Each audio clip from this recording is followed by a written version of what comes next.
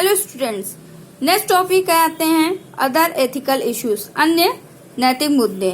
ठीक है, तो आज हम लोग इसमें ये पढ़ेंगे कि आजकल का जो समय है वो क्या है। वो इंफॉर्मेशन सोसाइटी है। तो आजकल का जो समय चल रहा है वो कौन सा समय कहलाता है? Information age. ठीक है, मतलब सूचना युग कहलाते हैं। तो इंफॉर्मेशन का मतलब क्या होता है? इंफॉर्मेशन से क्या होता है? ज्ञान हम प्राप्त करते हैं। ठीक है, एक्वायर नॉलेज, ज्ञान हम प्राप्त करते हैं। तो जो इंफॉर्मेशन होती हैं, किसी भी पर्सन का जो इंफॉर्मेशन होता है वो उसका इंटेलेक्चुअल कैपिटल होता है। ठीक है, तो हम लोग यही देखेंगे कि हम लोग कैसे अपने इंफॉर्मेशन को मतलब कि नैतिक मुद्दों से बचा सकते हैं, अपने सूचनाओं को कैसे हम बचा सकते हैं, क्योंकि कुछ अन्य भी नैतिक मुद्दे हो गए हैं जो इंफॉर्मेशन से रिलेटेड होते हैं, जिसमें इंफॉर्मेशन इन्वॉल्व होता है। जैसे कुछ कॉमन एथिकल इश्यूज हैं, जैसे intellectual property rights, plagiarism, digital property rights. तो सबसे पहले हम लोग पढ़ेंगे intellectual property rights. Intellectual property rights क्या होते हैं? इंटेलेक्चुअल प्रॉपर्टी राइट्स वो राइट्स होते हैं जो ओनर का इंफॉर्मेशन होता है। ठीक है, जैसे कोई भी जैसे फॉर एग्जांपल हम जैसे बता रहे हैं, आप इस बुक को ही देख लीजिए। इस बुक को जिसने बनाया है, इसके जो ऑथर हैं, ठीक है, इसके जो राइटर हैं, उन्होंने बुक बनाया, तो अब वो डिसाइड करेंगे कि ये बुक उनको किसको देना है, कैसे प्रोवाइड करना है, कैसे शेयर करना है, कैसे डिस्ट्रीब्यूट करना है। ये उस राइटर की राइट हो जाती है। ठीक है, वो उसका अधिकार हो जाता है कि वो बुक कैसे उसको प्रोवाइड करे, कैसे एक्सचेंज करे, कैसे डिस्ट्रीब्यूट करे। ठीक है, क्योंकि उसमें भी इसको बनाने में उसने क्या किया, अपना समय लगाया, अपना आइडिया लगाया, और फिर उसने कुछ कॉस्ट भी लगाए। ठीक है, कुछ पैसे भी लगाए। तो ये उसकी राइट होती है, वो उसका खुद का अधिकार होता है कि वो इस बुक को कैसे प्रोवाइड करे। तो इंटेलेक्चुअल प्रॉपर्टी राइट भी ऐसी राइट होती है जो ओनर की राइट होती है कि वो ओनर खुद अपने इंफॉर्मेशन के लिए डिसाइड करे कि वो कैसे शेयर करना चाहता है, कैसे एक्सचेंज करना चाहता है। ठीक है, और एक्सचेंज के बदले वो कितना पैसा लेना चाहता है, ये उसकी खुद की राइट होती है। यही होता है इंटेलेक्चुअल प्रॉपर्टी राइट्स। तो जब जो ओनर होते हैं वो क्या करते हैं, वो कोई भी इंफॉर्मेशन बनाने के लिए, ठीक है, कोई भी उनको अपना इंफॉर्मेशन बनाने के लिए उसमें क्या उनकी बहुत मेहनत लगती है, उसमें बहुत समय भी जाता है, और उसमें कुछ बनाने के लिए कुछ फैक्टर्स भी चाहिए होते हैं। तो उसमें कॉस्ट फैक्टर भी इन्वॉल्व होता है। तो ये क्या होता है, ओनर ने बहुत मेहनत से वो चीज बनाया है, लेकिन जो हैकर्स होते हैं, जो मिसयूज करते हैं, जो इलीगल वर्क करते हैं, वो क्या करते हैं, उनके ओनर के आइडिया को, उसके इंफॉर्मेशंस को वो क्या करते हैं, वो चुरा लेते हैं इलीगली तरीके से। वो अपना नाम दे करके उस पर अपना अधिकार बनाते हैं। तो ये क्या होता है, ये गलत होता है, ये इलीगल होता है। ठीक है, तो ये अधिकार होता है किसी भी इंफॉर्मेशन को बनाने के, जो इंफॉर्मेशन किसने ओनर ने क्रिएट किया है, तो उसका अधिकार होता है कि वो अपने इंफॉर्मेशन को कैसे प्रोटेक्ट करे। ठीक है, वो कैसे प्रोटेक्ट करता है, वो प्रोटेक्ट करने के लिए, अपने इंफॉर्मेशन को प्रोटेक्ट करने के लिए कुछ राइट्स रहता है उसकी। जैसे कि जब हम इस बुक के ओनर से अगर हम इस बुक की कॉपीराइट ले लेते हैं, कॉपीराइट या पेटेंट या ट्रेडमार्क ले लेते हैं, तो ये इलीगल नहीं होगा, ये लीगली वर्क होता है। ठीक है, अब इस ऑथर जिसका ये बुक है, उस बुक के अगर राइटर से हमने उसकी पेटेंट राइट मांग लिया, उसका ट्रेडमार्क मांग लिया, तो अगर उसके बाद हम उसके बुक का यूज करते हैं, तो ये क्या होता है, ये लीगली होता है, ये इलीगल नहीं होता है। ठीक है, तो इसमें क्या होता है, कई ऐसे एथिकल इश्यूज इन्वॉल्व होते हैं जो ओनर उसको एक्सचेंज नहीं करता है, मतलब बिना उसके मर्जी के, बिना उसके दिए हुए अधिकार के बिना ही किसी की चीजों को चुरा लेना, उसका मिसयूज करना, ये क्या होता है, ये एथिकल इशू में आता है। ठीक है, इंटेलेक्चुअल प्रॉपर्टी राइट्स को प्रोटेक्ट करने के लिए क्या करना चाहिए, जैसे कि हर इंडिविजुअल्स को, हर बिजनेस को इंकरेज करना चाहिए अपना खुद का सॉफ्टवेयर बनाने के लिए। किसी के चुराने के बजाय वो खुद का सॉफ्टवेयर बनाए और उसी को मार्केट में निकालें, ठीक है।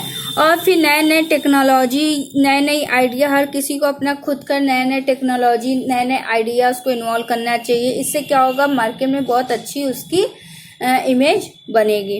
और फिर क्या हो सकता है, अगर लोग नए नए सॉफ्टवेयर हमेशा खुद बनाएंगे तो इससे क्या होगा, इसमें नेशनल इकोनॉमी में भी इन्वेस्टमेंट होगा, इसमें नेशनल इकोनॉमी को भी फायदा होता है। तो ये हमारा था इंटेलेक्चुअल प्रॉपर्टी राइट्स। और नेक्स्ट हम आते हैं प्लेगरिज्म। प्लेगरिज्म का मतलब सिंपली क्या होता है, स्टीलिंग मीन्स चोरी करना, किसी के भी राइट को, किसी के भी चीज़ों को चोरी करना, ठीक है। जैसे किसी ने कोई भी इंफॉर्मेशन बनाया है, ठीक है, इंफॉर्मेशन बनाया है, उसके इंफॉर्मेशंस को चोरी कर लेना क्या होता है, ये प्लेगरिज्म होता है।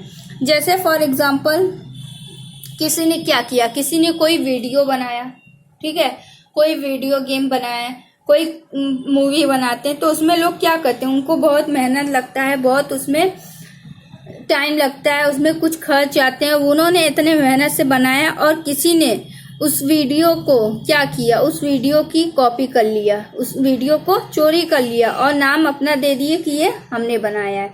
तो ये किस में आता है, ये प्लेगरिज्म में आता है। जैसे कि हम ये कह सकते हैं कि प्लेगरिज्म क्या होता है, जैसे आप स्टूडेंट्स को अगर कोई टीचर होमवर्क देते हैं, ठीक है, कोई भी होमवर्क देते हैं, आपने उस होमवर्क को नहीं किया, लेकिन अपने फ्रेंड से आपने उसकी कॉपी मांग लिया। अब उसकी कॉपी मांग के उसके कॉपी से आपने नोट कर लिया, ठीक है। अब ये आपके फ्रेंड को भी नहीं पता है कि आपने उसको नोट कर लिया है और आपने उसको नोट कर लिया। अब टीचर के पास आप आते हैं पहले चेक करवाने, तो आपके टीचर को क्या लगेगा, आपके टीचर को ये लगेगा कि आपने कर लिया है। तो ये क्या हुआ, ये प्लेगरिज्म हो गया, ठीक है। ये एक चोरी हो गया कि आपने अपने फ्रेंड को बिना इन्फॉर्म करे उसके कॉपी से आपने उस क्वेश्चंस को, उस होमवर्क को कॉपी कर लिया है। तो ये क्या होता है, ये प्लेगरिज्म हो जाता है।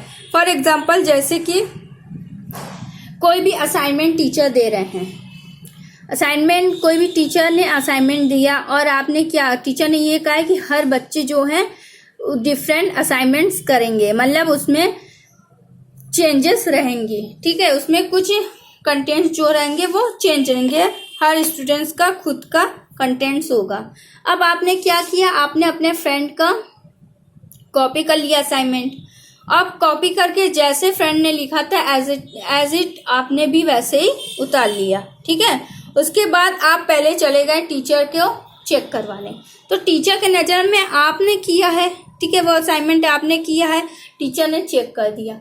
और फिर जब आपका फ्रेंड बाद में जाता है चेक करवाने, तो जितना नंबर फुल मार्क्स उसको मिलना चाहिए वो उसको नहीं मिलेगा। क्यों? क्योंकि टीचर को ये लगेगा कि इसने क्या किया है, इसने उसने से कॉपी किया है, क्योंकि वो बाद में चेक करवाने हैं। और यही क्या होता है, ये प्लेगरिज्म होता है, मतलब दूसरे के काम को, उसके वर्क को बिना उसके इन्फॉर्म किए उसके आइडिया को चोरी कर लेना और बिना उसको इन्फॉर्म करे, ये क्या होता है, ये प्लेगरिज्म होता है, ठीक है। तो प्लेगरिज्म कैसे, क्या प्लेगरिज्म में क्या क्या इन्वॉल्व होता है, कैसे होता है, जैसे किसी भी ऑथर वर्क, मतलब जिसने भी ये बुक लिखा है उसको बिना इन्फॉर्म किए, उसको बिना बताए हमने ये बुक ले लिया, ठीक है, ये बुक हमने ले लिया है और इस बुक के कुछ पेजेस को हमने फोटोकॉपी करा के हम मार्केट में सेल कर रहे हैं।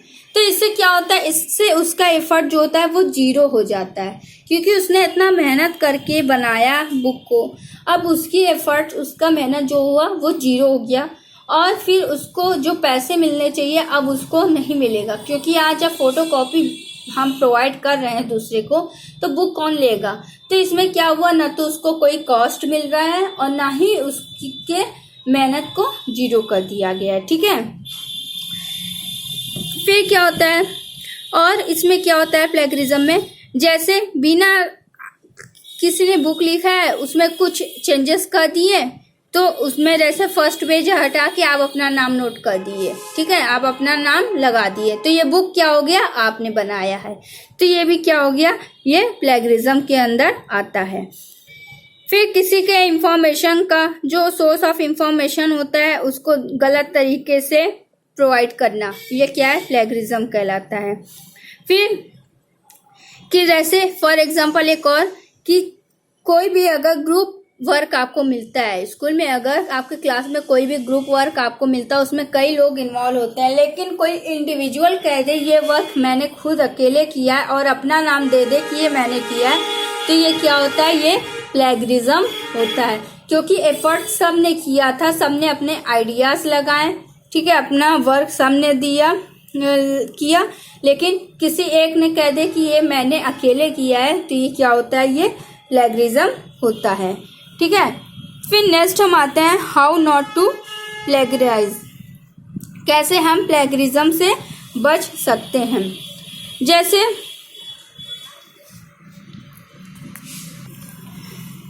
कुछ यूनिवर्सिटीज़ में बच्चों को दे दिया जाए कि वो अपने खुद का हैंडबुक बनाएं, ठीक है, अपने नोट्स वो खुद लिखें, तो ये क्या होता है, यहाँ प्लेगरिज्म को अवॉइड किया जा सकता है, ठीक है। किसी भी पर्सन के आइडिया या ओपिनियन या थ्योरी को अगर आप लेते भी हो तो आप वहाँ पे ये चीज़ बता दो कि हाँ हमने इस साइड से हमने ये थ्योरी, ये ओपिनियन या इस पर्सन का आइडिया हमने लिया है, ठीक है। किसी पर्सन का कोटेशन अगर आप यूज कर रहे हो या उसके वर्ड्स आप यूज कर रहे हैं, तो आप अगर बता देते हो कि हमने इस पर्सन का वर्ड यूज किया है, इसका कोटेशन यूज किया है, तो वो प्लेगरिज्म नहीं होता है, ठीक है। तो ऐसे ही होता है, किसी के भी अगर जिसका भी आप यूज कर रहे हो, अगर आप इन्फॉर्म कर देते हो कि ये चीज हमने इस वेबसाइट से लिया है या इस पर्सन का यूज कर रहे हैं, तो वो प्लेगरिज्म नहीं होता है।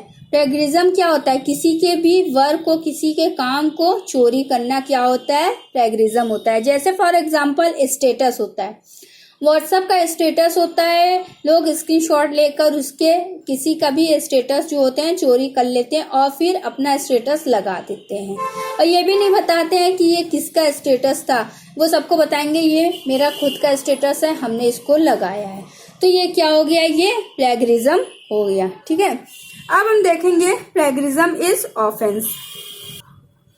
प्लेगरिज्म में और क्या इन्वॉल्व रहता है, किसी भी पर्सन का, ठीक है, जिसका वर्क है, जिसका काम है, उसके बिना परमिशन के उसके आइडियाज को ही कॉपी कर लेना ही नहीं, बल्कि उसके कॉपीराइट का भी वर्क जो होता है उसको भी ले लेना, ये क्या होता है, ये प्लेगरिज्म होता है। तो इसमें क्या होते हैं, इसमें ये होता है कि जो उसका ओनर होता है वो आपके ऊपर केस कर सकता है, ठीक है, आपके ऊपर केस कर सकता है, आपको जेल भी हो सकता है और आपको सजा भी हो सकता है। तो यही होता है प्लेगरिज्म इज ऑफेंस। नेक्स्ट हमारा आता है डिजिटल प्रॉपर्टी राइट्स। हमने क्या पढ़ा, इंटेलेक्चुअल प्रॉपर्टी राइट्स पढ़े, प्लेगरिज्म पढ़े, और अब हम पढ़ते हैं डिजिटल प्रॉपर्टी राइट्स। तो डिजिटल प्रॉपर्टी राइट्स क्या होते हैं, ऐसे डिजिटल प्रॉपर्टी राइट्स जो कि हमारे खुद, हमने ऐसी इंफॉर्मेशन जो हमने खुद क्रिएट किया है और वो हमारा क्या है, मोबाइल में होता है, कोई भी इलेक्ट्रॉनिक स्टोरेज डिवाइस में होता है या ऑनलाइन होता है, तो उसको क्या बोलते हैं, डिजिटल प्रॉपर्टी या डिजिटल एसेट्स हम बोल सकते हैं, या हम डिजिटल एस्टेट भी कह सकते हैं। मतलब ऐसा इंफॉर्मेशन जो हमने खुद क्रिएट किया है और वो क्या है, हमारा किसी भी इलेक्ट्रॉनिक डिवाइसों में या ऑनलाइन होता है, उसको बोलते हैं डिजिटल प्रॉपर्टी राइट्स, ठीक है। फॉर एग्जाम्पल्स में हम देखते हैं, जैसे कोई ऑनलाइन अपना खुद का पर्सनल अकाउंट बनाए, जैसे कि ईमेल आईडी, ठीक है, ईमेल आईडी, कोई सोशल मीडिया आईडी बनाते हैं, कोई शॉपिंग के लिए अकाउंट्स बनाते हैं, ठीक है, तो कोई गेमिंग अकाउंट बनाते हैं, तो ये सब क्या है, कोई ब्लॉग्स बनाता है, कोई वेबसाइट बनाता है, तो ये क्या होता है, ये किसी का पर्सनल इंफॉर्मेशन जो खुद क्रिएट किया और उसके इलेक्ट्रॉनिक डिवाइस में होता है, तो ये क्या होता है, डिजिटल प्रॉपर्टी राइट्स। तो इसमें क्या होते हैं, नेक्स्ट हमारा आता है digital property rights lie with the owner। और जो ये जिसकी इंफॉर्मेशन रहती है वो खुद इसका ओनर होता है, और वो क्या करेगा, वो जिसको चाहेगा उसको अपनी डिजिटल प्रॉपर्टी राइट प्रोवाइड करेगा। जैसे फॉर एग्जांपल हम बात करते हैं, कोई अगर एक यूट्यूब चैनल किसी ने बनाया है, ठीक है, यूट्यूब चैनल किसी ने बनाया और उस चैनल में 2-3 लोग मिलकर काम करते हैं, शुरू से लेके आखिरी तक 2-3 लोग मिलकर काम करते हैं, तो उस यूट्यूब चैनल पे जितने लोग रहेंगे इन्वॉल्व, जितने लोग वर्क करते हैं, वो सब क्या रहेंगे, वो सब उस चैनल के रहेंगे ओनर, ठीक है, उस चैनल के ओनर रहेंगे। तो इसमें अब ये ओनर खुद डिसाइड करता है कि कौन हमारा चैनल जो है किसको इसकी राइट मिलना चाहिए, किसको नहीं मिलना चाहिए। वो 3-4 लोग खुद ही मिलकर डिसाइड करेंगे कि किसको मिलना चाहिए, किसको नहीं मिलना चाहिए। तो ऐसे ही होता है, ये आपका हो गया digital property rights. For example ऐसे होता है कि जब कोई लोग अगर यूट्यूब चैनल बनाए हैं, ठीक है, यूट्यूब चैनल बनाए हैं और उन्होंने क्या किया, उन्होंने बहुत मेहनत करके ये चैनल बनाया, ठीक है, उस पर वीडियो बना रहे हैं। और इसमें क्या होता है, लोग क्या करते हैं, जब अगर कोई उनके वीडियो को देखता है तो इसमें क्या होगा, इसमें उनको ज़्यादा फायदा होगा, उनको क्या होगा, उनको पेमेंट्स भी मिलेंगे, ठीक है। लेकिन अगर इसी का किसी ने क्या किया, इसी को किसी ने डाउनलोड करके वो शेयर करेगा, तो इसमें चैनल वाले को क्या फ़ायदा होगा, कोई फ़ायदा नहीं होगा, ठीक है। तो ये क्या होते हैं, ये आपके होते हैं डिजिटल प्रॉपर्टी राइट्स। तो कुछ ऐसे हैं, कुछ ट्रेड्स हैं डिजिटल प्रॉपर्टी राइट्स के, जैसे digital software penetration tools. Penetration tools का मतलब क्या होता है, किसी के भी डिजिटल इंफॉर्मेशंस को, जैसे या कुछ सॉफ्टवेयर से, उसके कुछ टूल से उसके इंफॉर्मेशंस को चोरी कर लेना, हैक कर लेना। क्योंकि कुछ ऐसे, ये आप देखिए, ये जो कीजेंस है, कीजेंस टूल होता है, ये हैकर्स इसका ज़्यादा यूज़ करते हैं, इसको हैकिंग के लिए यूज़ करते हैं, किसी की डिजिटल इंफॉर्मेशंस को चोरी करने के लिए ये कीजेंस टूल्स का यूज़ करते हैं। तो ये क्या होता है, किसी के भी ऐसे सॉफ्टवेयर होता है, जो सॉफ्टवेयर रजिस्ट्रेशन होता है, मतलब कि जो सॉफ्टवेयर होते हैं उनको लोग क्या करते हैं, उनको चोरी कर लेते हैं। जो सॉफ्टवेयर मार्केट में हम कुछ पेमेंट करके सॉफ्टवेयर खरीद सकते हैं, कुछ गेम्स होते हैं जिनको हम क्या करते हैं, उस गेम्स को बनाए, कोडिंग किए हैं और उस पर बहुत ज़्यादा मेहनत की है, और फिर हमने उसमें कुछ पेमेंट भी ऐड कर दिया, कुछ जो लोग पेड करेंगे वही उस गेम्स का यूज़ कर सकते हैं। तो इसमें क्या हुआ, किसी ने उसकी चोरी कर लिया और फिर वो हमारा गेम जो है वो फ्री में प्रोवाइड कर रहा है। तो इससे क्या हुआ, इससे हमें कोई फ़ायदा नहीं हो रहा है, बल्कि हमारा नुकसान हो रहा है। हमें हमारा जो पैसा लग गया है वो हमें पेमेंट अब नहीं मिल रहा है। तो यहाँ हैकर्स क्या करते हैं, उन टूल्स का यूज़ करके सॉफ्टवेयर को चोरी करके वो फ्रीली हर किसी को एक्सेस करते हैं, वो सॉफ्टवेयर हर किसी को देते हैं, ठीक है। नेक्स्ट है stealing and plagiarising codes of your digital properties. हमारे कुछ डिजिटल इंफॉर्मेशंस होते हैं, हमारी जो डिजिटल प्रॉपर्टी होती है उसको लोग चोरी कर लेते हैं, ठीक है, उसको चोरी कर लेते हैं। मतलब हमारे जो सॉफ्टवेयर हमने बनाया है उसके कोडिंग को लोग चोरी करके क्या करते हैं, उस कोडिंग को चोरी करके वो नया सॉफ्टवेयर क्रिएट कर देते हैं, या फिर उसमें कंपनी नेम चेंज करके उसको सेल कर देते हैं। इससे क्या होता है, इससे ओनर को नुकसान होता है। नेक्स्ट है डिजिटल प्रॉपर्टी राइट्स प्रोटेक्शन। तो डिजिटल प्रॉपर्टी राइट प्रोटेक्शन के लिए, सुरक्षा के लिए कुछ प्रोटेक्शन है, वो हम बात करेंगे कि कैसे डिजिटल प्रॉपर्टीज को कैसे बचाया जा सकता है। Anti tamper solution. Anti tamper solution क्या होता है कि हैकर्स जो थे बहुत ही आसानी से किसी भी सॉफ्टवेयर को चोरी कर लेते थे कुछ टूल्स के हेल्प से, ठीक है। लेकिन अब जो नए सॉफ्टवेयर्स बन रहे हैं, पहले जो सॉफ्टवेयर्स थे उसकी चोरी करके उसकी डुप्लीकेट कॉपी बना के लोग मार्केट में बेच देते थे।